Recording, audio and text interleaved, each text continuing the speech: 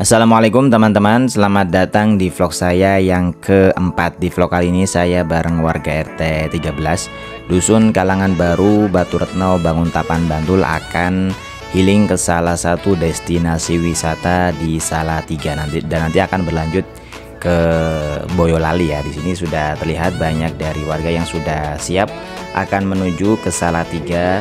Ini ada Pak RT, ada Bu RT, dan nanti banyak warga kita, sekitar jumlahnya kalau nggak salah sekitar 60 peserta ya, dengan satu bis besar.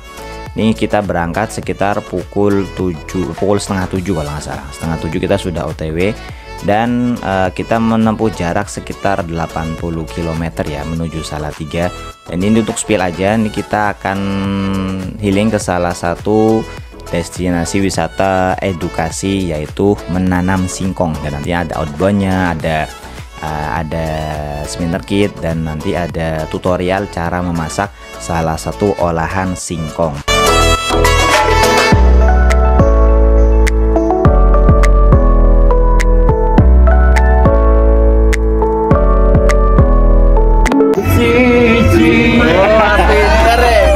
Tanggane anu jenis Caknan Tulung Agung.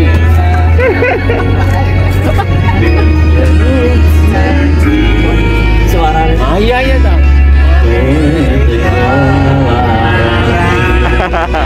Apa-apa. Dur banget ya itu, Bet.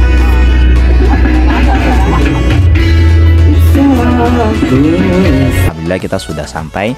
Kita sampai sekitar pukul kalau nggak salah setengah 9 atau jam 9 gitu ya. Jadi perjalanan nggak begitu jauh, sekitar kurang lebih sekitar 2 jam. Belajar buat cemplon. Ini alamatnya di Argo Wiyoto, Kelurahan Ledok, Kecamatan Argomulyo, Salatiga, kalau teman-teman pernah ke sana.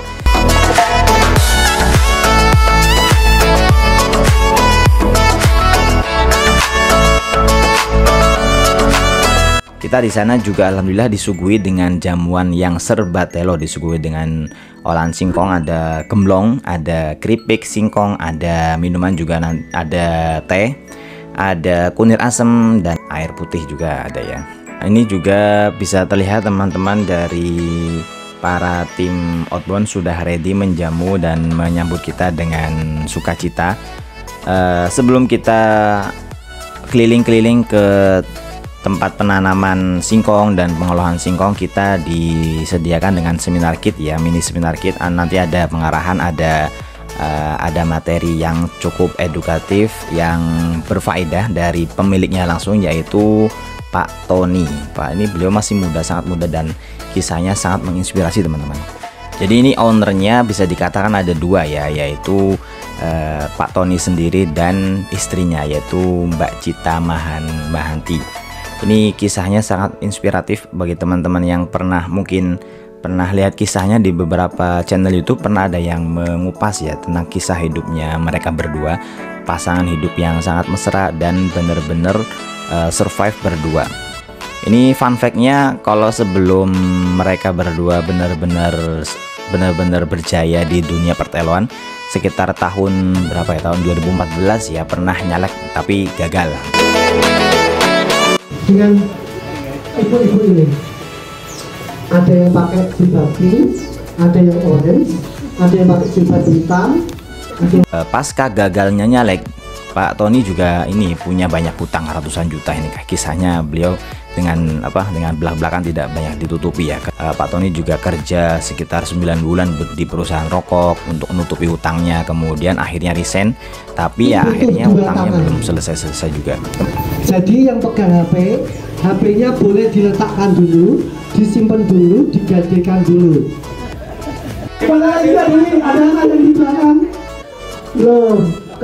Singkat cerita, beliau itu motor otak, kemudian terinspirasi karena di kampung halamannya itu ada potensi yang sangat besar dengan olahan telo, maka berusaha dengan modal kalau nggak salah modalnya awalnya 50.000 ya, rinciannya ya 5 kilo untuk beli singkong, kemudian beli minyak goreng, kemudian dengan bumbu-bumbu hingga menghasilkan 10 pack singkong. Bisa kita bayangkan teman-teman. Dan awal Pak Tony menjual nggak sejaya sekarang, karena awal menjual itu 10 pack 1 minggu pun belum laku katanya.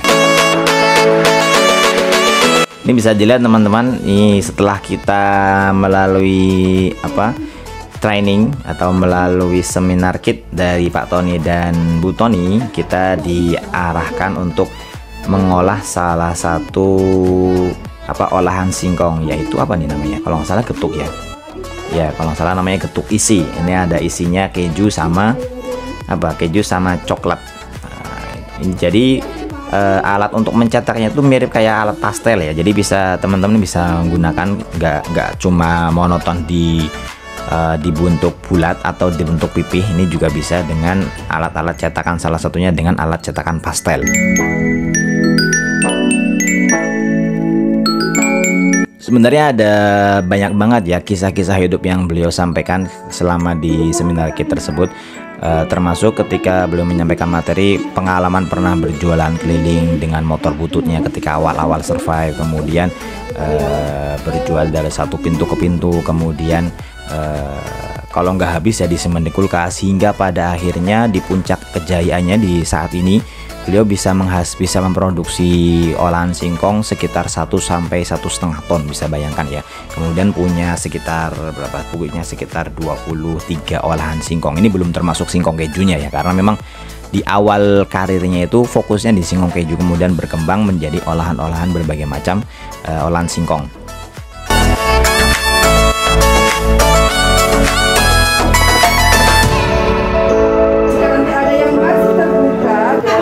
Boleh, nanti bisa keluar lagi. Sekarang kita tambahkan. Nah, sip, Bapak. Nah, seperti ini, kakak-kakak semuanya sudah tertutup semua. Tidak ada gerigi cetakan yang masih terlihat. Sabun. Sabun. Oke, kalau sabun berarti kita siap untuk mengisikan isiannya. Di dalam cup tadi ada coklat dan keju.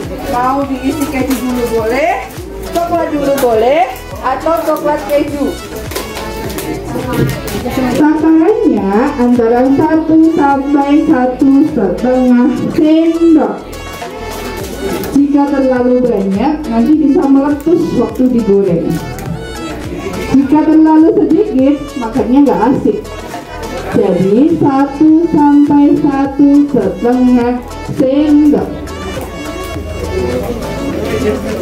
Nah, seperti tadi yang Kak kita ceritakan, ini bisa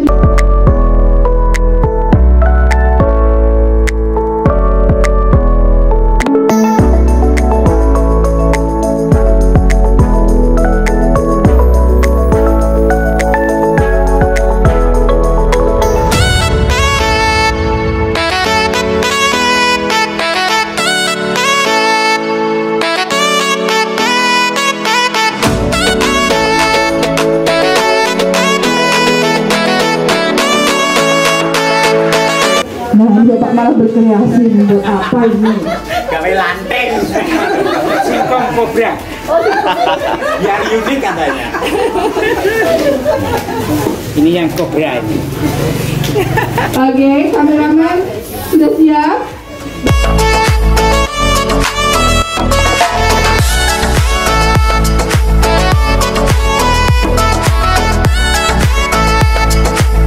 Oke teman-teman, setelah kita tadi diajarkan tutorial cara membuat salah satu olahan dari singkong, kita kemudian berkeliling ke rumah produksinya, yaitu nggak jauh ya, cuma di belakang outletnya.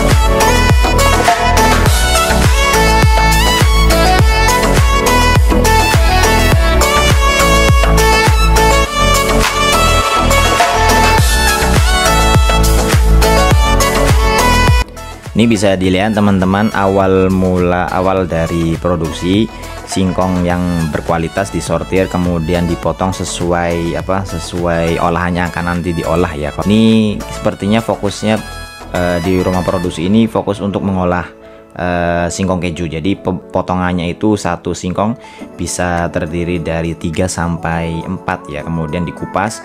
Dan ini yang teman-teman, ketika tadi Pak Tony menyampaikan materi, salah satu yang terpenting ketika kita berbisnis yaitu nggak cuma profit oriented, tetapi juga ada nilai ibadah di dalamnya. Ibadah di sini bukan ibadah sholat 5 waktu ya, tetapi kata beliau ya berusaha ibadah dalam menjaga ekosistem alam. Nah, jadi ketika kita punya produksi kemudian kita punya limbah, bagaimana kita bisa mengolah limbah tersebut agar tidak tercemar oleh lingkungan. Sehingga salah satu upaya Pak Tony ketika punya limbah yaitu limbah kulit singkong itu sendiri ya, jadi beliau bisa mengoptimalkan agar tidak mencemari lingkungan.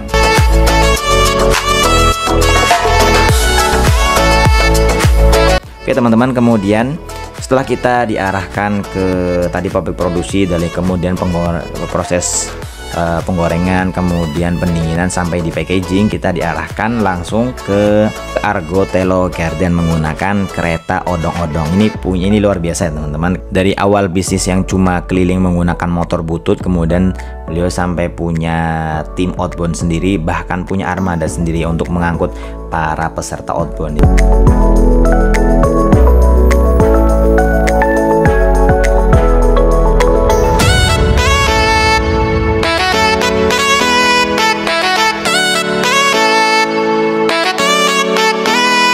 Ya, alhamdulillah kita sudah sampai di Argo Telo Garden. Ini disambut oleh tim outbound yang cetar membahana. Tidak lupa sebelum kita outbound, kita berfoto-foto ya.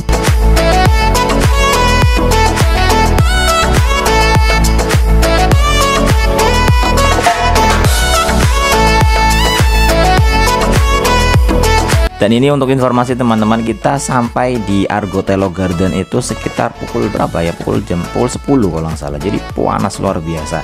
Panas-panas terik, kemudian kita diarahkan untuk menari. Nah, ini salah satu syarat wajib ya bagi peserta outbound dimanapun berada. Ketika kita sudah sampai di Argo Telo Garden, kita diarahkan untuk menari tari apa namanya? Tari caping kalau nggak salah ya.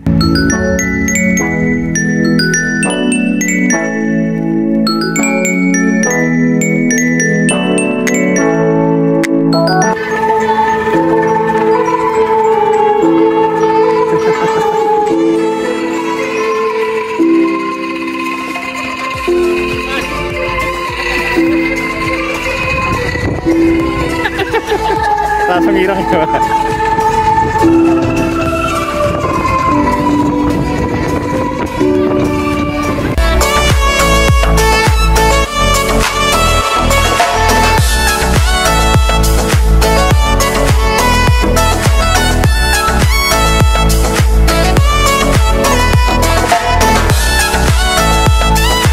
Nah, setelah kita tadi berpanas-panas ria tari caping, nanti kita akan disuguhi dengan beberapa jamuan ya, yaitu nasi jagung, kemudian minuman jus jambu, kemudian ada juga opsi lain yaitu nasi gendar. Kalau teman-teman nggak tahu gendar itu kalau nggak salah beleng namanya ya, beleng. Kemudian ini nasi pecel, kemudian ada iwak peyek, dan pokoknya luar biasa. Apalagi kita makannya di tengah sawah ya, luar biasa banget.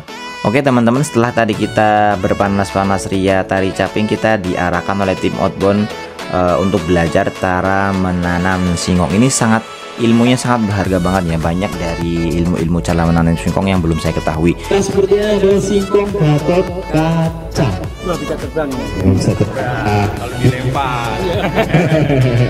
Oke, yang batangnya ini singkong Gatot Kaca, dan yang batangnya warna putih, itu adalah singkong Marini. Iya, Marini. Biasanya yang sering di pasaran berame itu singkong Marini ya. Itu singkongnya juga, kulitnya juga putih. Nah, kalau kaca itu merah. Mungkin diantaranya dari mulai varietas singkong, kemudian cara menanamnya, kemudian karakter singkong dan sebagainya. Ini misalnya fun fact-nya dari singkong itu negara sentra ketela pohon adalah Thailand dan Suriname, kan kita baru tahu ya. Adapun sentra utama itu di Indonesia, bayangkan di Indonesia, khususnya di Jawa Tengah dan di Jawa Timur. Kemudian untuk karakteristik singkong itu sendiri kan nggak boleh ketika kita menanam nggak boleh di bawah 10 derajat ya, karena kalau di bawah 10 derajat itu akan kerdil tumbuhnya dan kelembabannya itu sekitar 60-65%. Kemudian untuk apalagi untuk konsumsi sinar matahari dalam satu hari itu minimal 10 jam. Jadi kalau misalnya kurang dari 10 jam itu juga akan berakibat pada hasil singkong itu sendiri yang menjadi kerdil. Kemudian sifat tanah atau kontur tanahnya juga harus diperhatikan ya. Tanahnya itu harus berstruktur lemah, kemudian gembur, kemudian tidak terlalu liat dan tidak terlalu poros. Kemudian apalagi dan karakteristik tanahnya juga harus kaya bahan organik atau mempunyai tata udara yang baik ya. Kemudian tela pohon atau singkong itu sendiri berasal dari tanaman induk yang cukup tua, sekitar induknya itu sekitar 10-12 bulan ya baru bisa kita potong-potong. Kemudian untuk diameternya itu sendiri sekitar 2,5 cm itu cukup untuk menanam singkong. Kemudian untuk pola tanamannya juga ini harus diperhatikan ya. Jarak tanaman umumnya itu digunakan pada pola monokultur, yaitu ada beberapa alternatif, misalnya 100 x 100 cm, kemudian 100 x 60 cm, ada juga 100 x 40 cm. Kemudian kalau pola tanam dengan sistem tumbang sari bisa pakai jarak 150 x 100, kemudian 300 x 150 cm. Ini pokoknya luar biasa.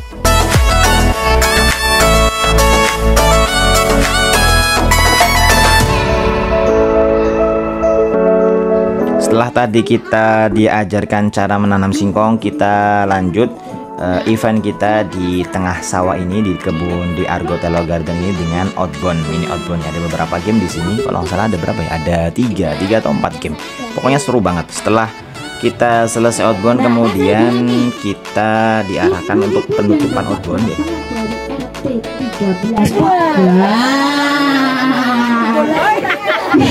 Yang ditangkap tangannya. Sorry. Ya.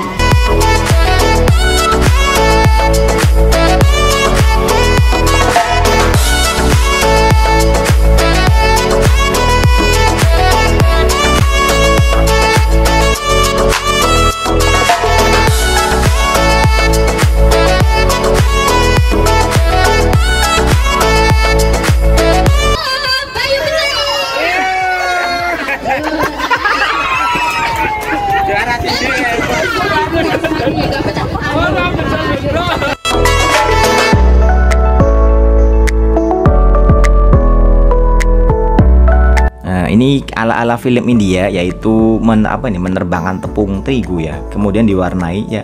Kalau teman-teman pernah lihat film-film India, kalau di drama musikal itu kan biasanya itu ya, ada warna-warna yang diterbangkan itu. Jadi mungkin mirip-mirip kayak gitu ya. 2, 3.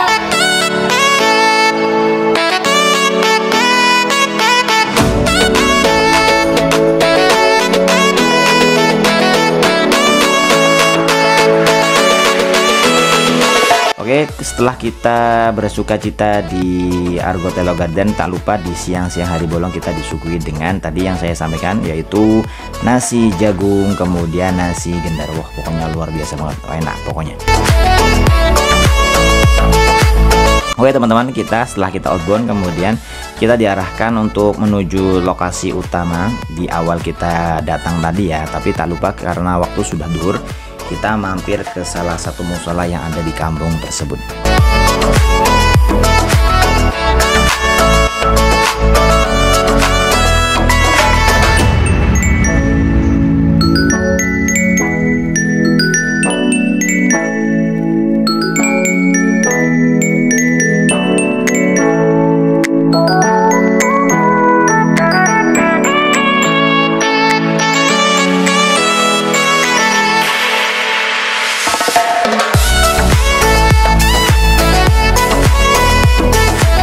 Nah, alhamdulillah kita sudah sampai teman-teman di tempat awal.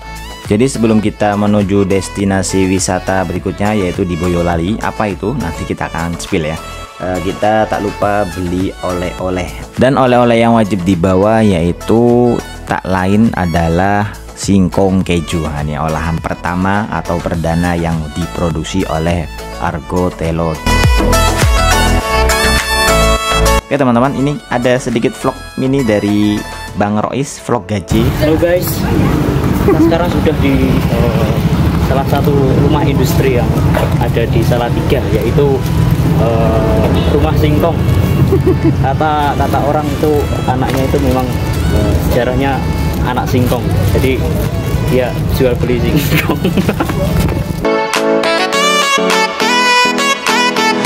Setelah kita selesai wisata edukasi di Argo Telo, kita menuju ke Boyolali yaitu wisata Waduk Cengklik Edupark.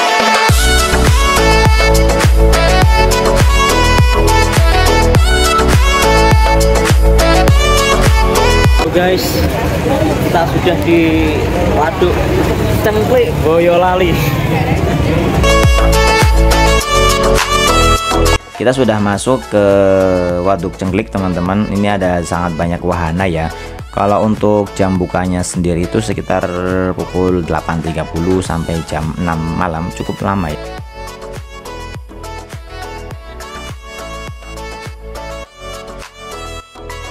Kalau wahananya ini ada sangat banyak ditawarkan di Waduk Cengklik kalau teman-teman berlaksana, walaupun sebenarnya tempatnya nggak begitu besar ya.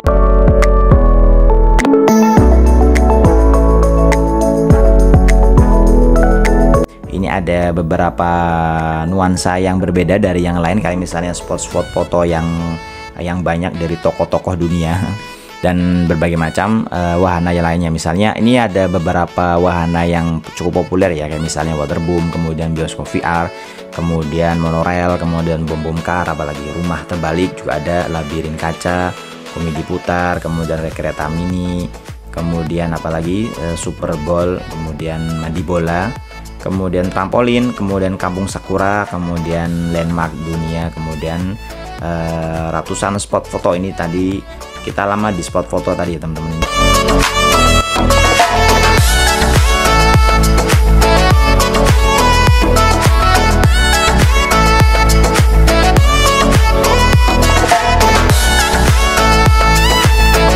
Sebelum kita akhiri piknik kita di mana ini, di Waduk Cengklik, kita istirahat sejenak di salah satu food court yaitu pusat kuliner. Ada banyak kuliner yang ditawarkan teman-teman ya, termasuk ini Bang Rois juga ada vlog yang masih gaji. Vlog katanya mau mereview es krim, tapi nggak tahu es krim nggak jadi kebeli. Oke guys, kita udah di namanya Waduk Cengklik, dan kita kali ini akan kita review es krim rasa varian rasa coklat mangga dan stroberi. Ini kita akan saksikan kali ini. Oke, kita saksikan untuk episode selanjutnya. Terima kasih.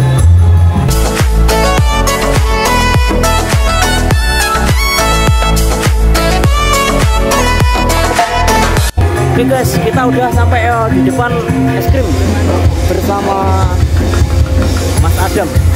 Kita sekarang akan review satu persatu es krim di desa ini.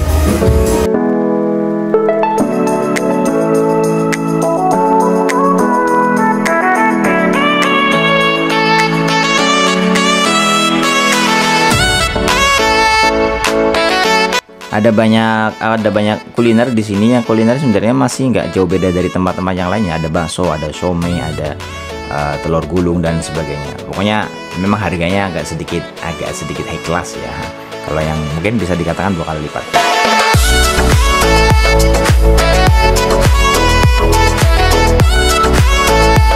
Oke teman-teman, setelah kita selesai dan kita keluar dari Waduk Cengklik, kita menuju Colomadu, di Colomadu. Kalau teman-teman berkesana itu kan pabrik bekas pabrik gula ya. Letaknya itu di Jalan Ade Sucipto nomor 1 Malang Jiwan, Colomadu, Karanganyar, Jawa Tengah. Kemudian ini kalau fun fact-nya itu kan luasnya itu cukup luas ya, 1,5 hektar, 1,3 hektar. Kalau lahannya luas bangunannya itu luas banget, 1,3 hektar, karena memang bangunan kolonial ya, jadi besar-besar. Kalau lahannya sendiri juga lebar banget, sekitar 6,4 hektar. Setelah kita berfoto-foto ria di Colomandu, kita sampai, sebelum kita pulang kita mampir dulu teman-teman ke salah satu warung bakso Juara.